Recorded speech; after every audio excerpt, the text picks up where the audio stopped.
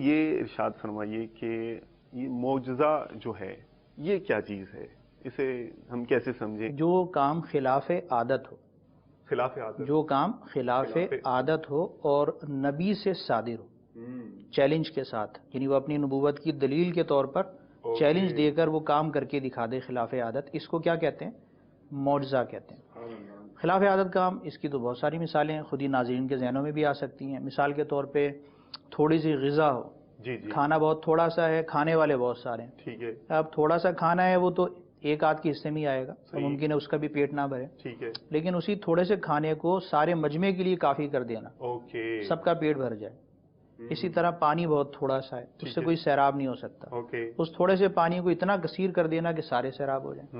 مثال کے طور پہ عادتاً پانی جو ہے وہ ایک مثال کے طور پر ایک شخص کو پیاس بجھانے کے لیے کافی ہے، اگر وہ 1000 لوگوں کی پیاس بجھا دیتا ہے تو اور جو یہ کر کے دکھائے تو یہ خلاف عادت کام ہے۔ اب کرنے والی ذات اگر نبی کریم علیہ الصلوۃ والسلام اللہ کے نبی کی ہے اور وہ چیلنج دے کر جو ہے وہ ایسا مظاہرہ کر رہا ہے اور یہ کام کر کے دکھاتا ہے، اس کافروں کو چیلنج ہوگا اور اپنوں کو، مومنین کی دلوں کی کیا ہوگی؟ تسلی ہوگی، ان سے بھی یہ صدور ہوگا۔ یعنی الغرض خلاصہ یہ ہے کہ نبی سے جو خلاف عادت کام صادر ہوتا ہے اس کو کیا کہتے ہیں؟ معجزہ کہتے ہیں۔ اس کی پھر دو قسمیں یوں علماء بیان کرتے ہیں کہ ایک ہوتا ہے اعلان نبوت سے پہلے، ٹھیک ہے، جب اللہ تعالیٰ اپنے نبی کو احکامات کی تبلیغ کے لیے مبعوث فرما دیتا ہے اور وہ اعلان نبوت کر دیتا ہے، تو اس کے بعد سے جو خلاف عادت کام کا ظہور ہوگا اس کو تو کہیں گے معجزہ۔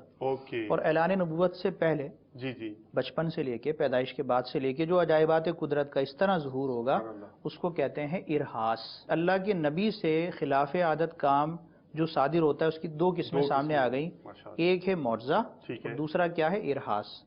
ارہاس جو ہوتا ہے چونکہ وہ بھی اللہ کے نبی سے ہی صادر ہوتا ہے، اس لیے مجازن اس کو بھی معجزہ کہہ دیا جاتا ہے، اس میں کوئی حرج نہیں۔